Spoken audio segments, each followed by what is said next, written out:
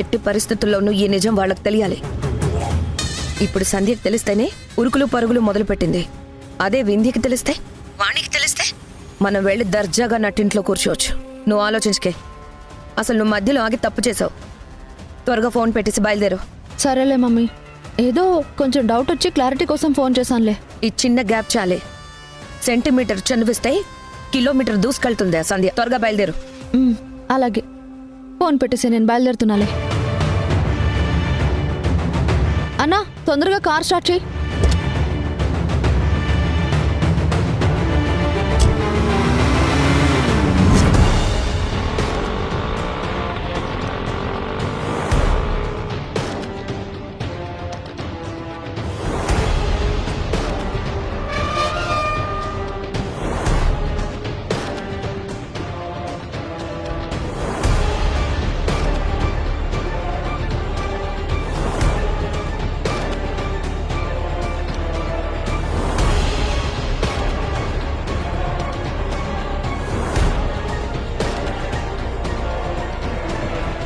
ఏదో జరుగుతుంది.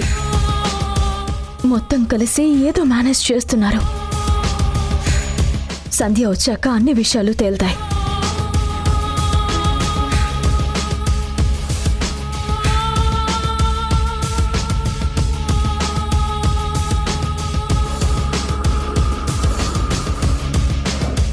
వింధ్య, సంధ్య, ఏంటి? ఏం జరుగుతుంది? అసలు మా ఆయన ఏంటి తిక్క తిక్కగా మాట్లాడుతున్నాడు? ఫోన్లో నిన్ను బ్రతిమలాడుతున్నాడేంటి? ఏదైనా జరిగిందా? చెప్పవే. వింధ్య, ఇవన్నీ కాదు. మౌనిక ఇక్కడికి వచ్చిందా? మౌనిక ఇక్కడికి ఎందుకు వస్తుంది? అది రాజేష్ గారు, మనం అర్జెంటుగా బయటికి వెళ్ళాలి. రండి. రా సంధ్య.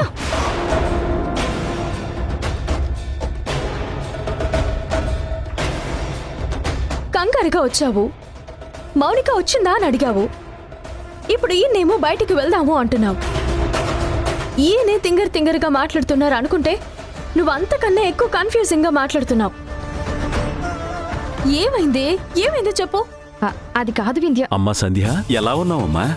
మా అనుపాప ఎలా ఉంది? బాగుంది మావయ్య. ఏంటి, ఏం జరిగింది?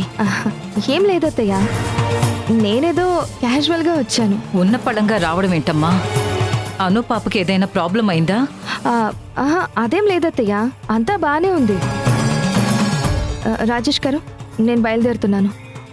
సంధ్య, ఆగు.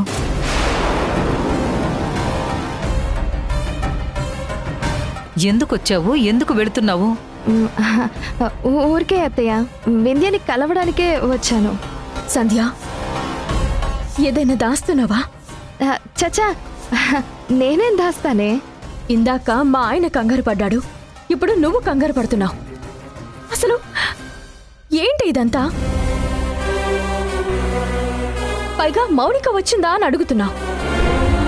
అసలు మౌనిక ఇక్కడికెందుకు వస్తుంది?